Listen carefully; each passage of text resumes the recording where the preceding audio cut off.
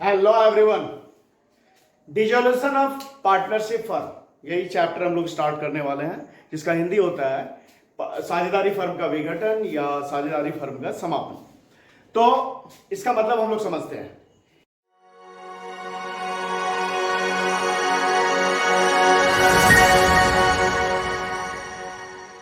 इसके मतलब को समझने से पहले हम लोग समझ लेते हैं डिसोल्यूशन ऑफ पार्टनरशिप।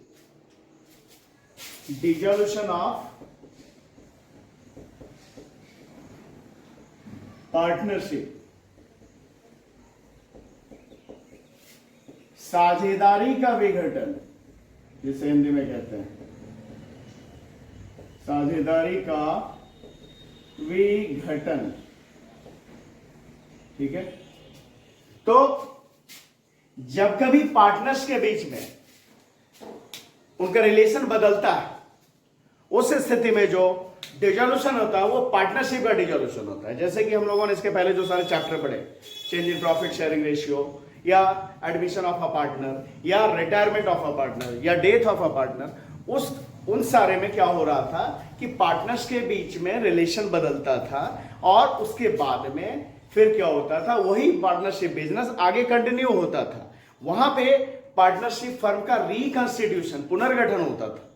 लेकिन यहां जब बात करते हैं डिसोल्यूशन ऑफ पार्टनरशिप फर्म की, तो वहां पे क्या होता है, वो जो पार्टनरशिप बिजनेस है, वो जो पार्टनरशिप फर्म है, उसका बिजनेस बंद हो जाता है और सभी जो जितने पार्टनर्स हैं उनके बीच का जो भी रिलेशन है वो समाप्त हो जाता है। और जो सारे उस पार्टनरशिप फर्म के एसेट्स हैं उन्हें, चाहे वो गुड्स हो, चाहे उसके फर्निचर, जो भी सारे एसेट्स हैं उन्हें बेच दिया जाता है और उससे जो रियलाइज्ड अमाउंट होता है, जो वसूले गए पैसे होते हैं, उन्हें बेचकर उनसे जितने भी सारे लायबिलिटीज उस पार्टनरशिप फर्म के उनका पेमेंट किया जाता है और उसके बाद अगर कुछ बचे तो उसे पार्टनर्स के कैपिटल को लौटाया जाता है। तो ये है डिसोल्यूशन ऑफ पार्टनरशिप फर्म। अब हम लोग समझते हैं कि ये जो डिसोल्यूशन ऑफ पार्टनरशिप फर्म किन सारे कंडीशंस में होते हैं।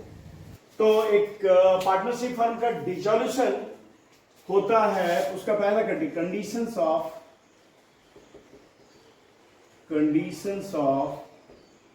Dissolution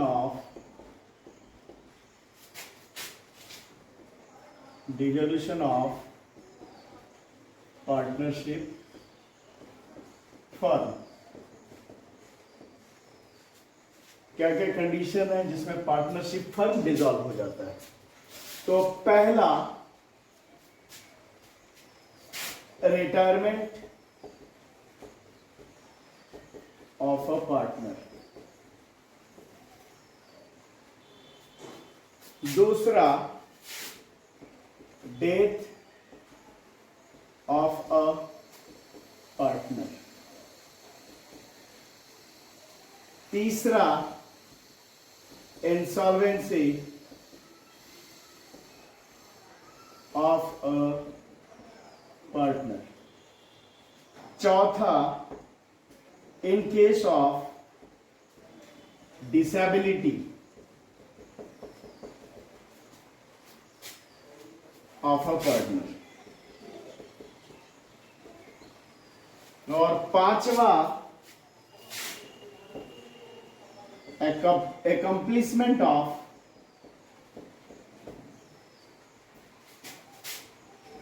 work for which partnership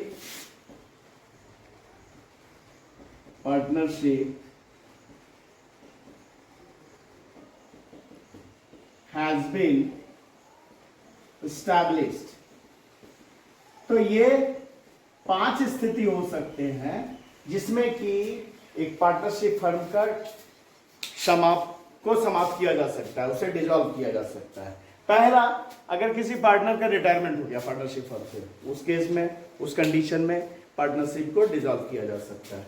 दूसरा, किसी पार्टनर का डेथ हो गया, उस केस में भी किसी पार्टनरशिप फर्म का डिसॉल्यूशन हो सकता है। तीसरा, इंसॉल्वेंसी ऑफ अ पार्टनर। किसी पार्टनर में से किसी एक पार्टनर की स्थिति ऐसी हो गई है कि वो अपना कर्ज, वो अपना लायबिलिटी चुकाने में सक्षम नहीं है। कहने का मतलब वो इंसॉल्वेंट हो गया है। तो उस स्थिति में भी पार्टनरशिप का डिसॉल्यूशन हो सकता है। और उसके बाद में चौथा, in case of disability of a partner, अगर पार्टनर में से कोई एक पार्टनर असमर्थ हो गया, डिसेबल हो गया शारीरिक तौर पर, उस स्थिति में भी हो सकता है कि वो पार्टनरशिप बिजनेस को डिसॉल्व किया जाए। और पांचवा, accomplishment of work for which partnership has been established, है ना, partnership firm has been established. पांचवा कंडीशन ये हो सकता है कि किसी खास काम के लिए पार्टनरशिप फर्म को एस्टैब्लिश किया गया और वो काम पूरा हो गया, इस स्थिति में भी पार्टनरशिप फर्म को डिसॉल्व किया जा सकता है।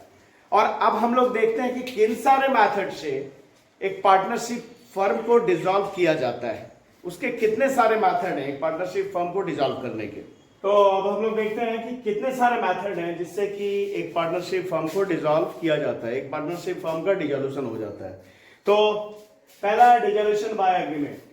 अगर सभी पार्टनर पार्टनरशिप फर्म को डिसॉल्व करने के लिए तैयार हैं, उस स्थिति में पार्टनरशिप का डिसोल्यूशन हो जाता है। दूसरा कंडीशन है कंपल्सरी डिसोल्यूशन, अनिवार्य रूप से समापन। ये कब होता है? तो when all partners except one became insolvent, जब सभी पार्टनर, सिर्फ एक पार्टनर को छोड़कर बाकी सभी पार्टनर दिवालिया हो जाएं, इंसॉल्वेंट हो जाएं, उस स्थिति में पार्टनरशिप फर्म का डिसोल्यूशन हो जाता है।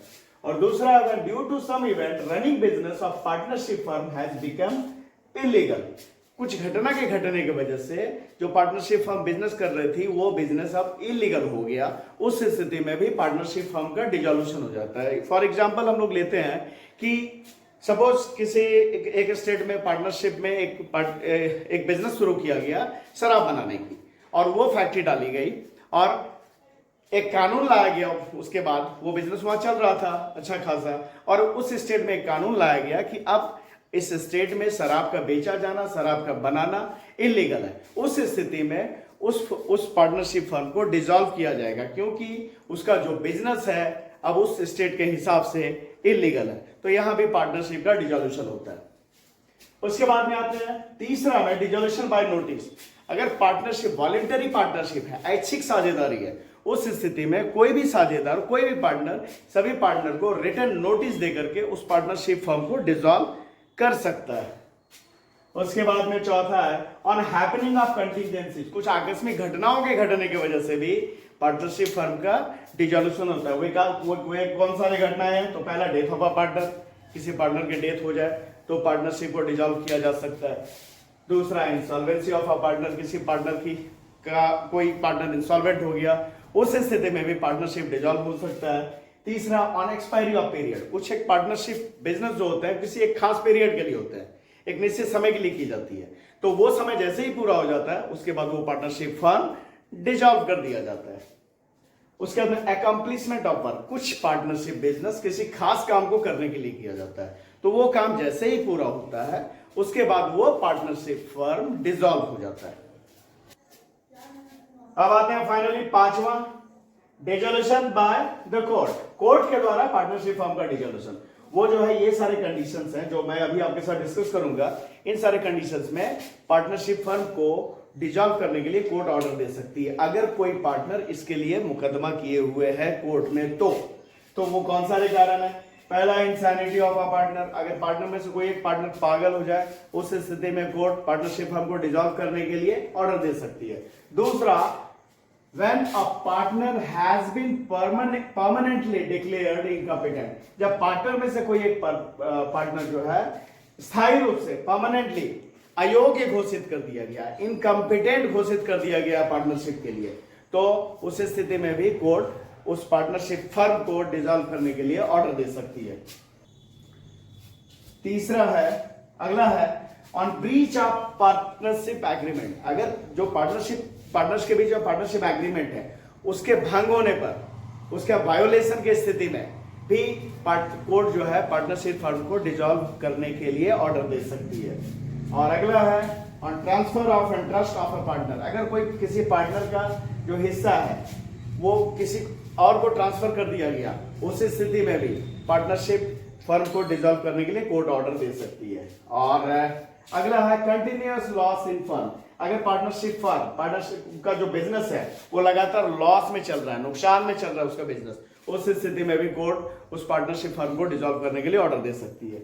और अगला है on the basis of any other reasonable cause. इसके अलावा कोई अगर रीजनेबल काउज लग रहा है कोर्ट को कि इस वजह से पार्टनरशिप फर्म को कोई भी कारण हो सकता है जो कि कोर्ट को लगे कि ये रीजनेबल और अप्रोप्रिएट काउज है पार्टनरशिप फर्म को डिसॉल्व करने का, तो फिर वो पार्टनरशिप फर्म को डिसॉल्व करने के लिए कोर्ट ऑर्डर दे सकती है। अब हम लोग आते हैं आगे कि जब पार्टनरशिप फर्म का बिजनेस को जब डिसॉल्व कर दिया जाता है उस स्थिति में क्या सारे अकाउंट के सेटलमेंट होते हैं, कौन कौन से अकाउंट के और किस किस तरह से सेटलमेंट होते हैं, उसे हम लोग समझते हैं। तो सबसे पहला काम क्या होता है, all assets of firm are sold if any partner want to take asset then it is given to him at fixed price. सबसे पहला काम किया जाता है सारे एसेट्स को, जो भी सारे एसेट्स फर्म के पास पार्टनरशिप फर्म के पास बचे हुए हैं, चाहे उसका प्लांट है या मशीनरी है या बिल्डिंग है या मोटर कार है, जो भी फिक्स्ड एसेट्स है, जो भी फर्नीचर है या उसके पास में गुड्स है, जो भी सारा एसेट्स है, चाहे वो फिक्स्ड एसेट्स है या करंट एसेट्स है, उन्हें बेचकर पैसा वसूल लिया जाता है। और उन एसेट्स में से कोई एसेट अगर कोई पार्टनर लेना चाहे तो उसे एक फिक्स प्राइस पर वो एसेट दे दिया जाता है। इसके बाद में क्या होता है, amount realised from sale of asset and debtor are used to pay first realisation expenses and then outside liabilities, for example creditors, bills payable, bank overdraft, outstanding expenses. तो क्या होता है, अब इस तरह से जो एसेट सारे को बेचकर और जो डेटर से पैसा वसूला गया उसमें से सबसे पहले जो ये जो काम चल रहा है, ये जो रियलाइजेशन का सारा एसेट्स को बेचने वगैरह का जो काम चल रहा है, इसमें कुछ सारा रियलाइजेशन का खर्च आएगा। तो सबसे पहले क्या किया जाता है, वो जो एसेट्स को बेचकर या जो डेटर से जो भी पैसा है उससे सबसे पहले जो पेमेंट किया जाता है उस रियलाइजेशन एक्सपेंसेस का पेमेंट किया जाता है। और उसके पेमेंट करने के बाद में जो भी सारे आउटसाइड लायबिलिटीज हैं, जैसे कि क्रेडिटर्स है, बिल्स पेएबल है, बैंक ओवरड्राफ्ट है, आउटस्टैंडिंग एक्सपेंसेस है या कोई लोन है, तो इन सब आउटसाइड लायबिलिटीज का पेमेंट किया जाता है। और इनके पेमेंट करने के बाद the partners loans are repaid. कोई पार्टनर ने, किसी पार्टनर ने पार्टनरशिप फर्म को लोन दे रखा है तो उस पार्टनर के लोन को लौटाया जाता है। और उसके लोन को लौटाने के बाद भी अगर पैसा बचता है तो सारे पार्टनर्स के कैपिटल वापस किए जाते हैं। और पार्टनर के कैपिटल वापस कर देने के बाद भी अगर कुछ सरप्लस बचे तो इसे पार्टनर्स के बीच में उनके प्रॉफिट शेयरिंग रेशियो में बांट दिया जाता है। लेकिन अगर किसी पार्टनर के कैपिटल में कमी आई तो उस पार्टनर को नगद लाना पड़ेगा पार्टनरशिप फर्म में। बात समझ में आया? तो ये इस तरह से अकाउंट का सेटलमेंट होता है अगर कोई पार्टनरशिप फर्म का डिसॉल्यूशन हो रहा है उस स्थिति में। तो यहीं पे इसे समाप्त करते हैं। आप लोग वीडियोस को लाइक करना, चैनल को सब्सक्राइब करना भूलेंगे नहीं। Thank you.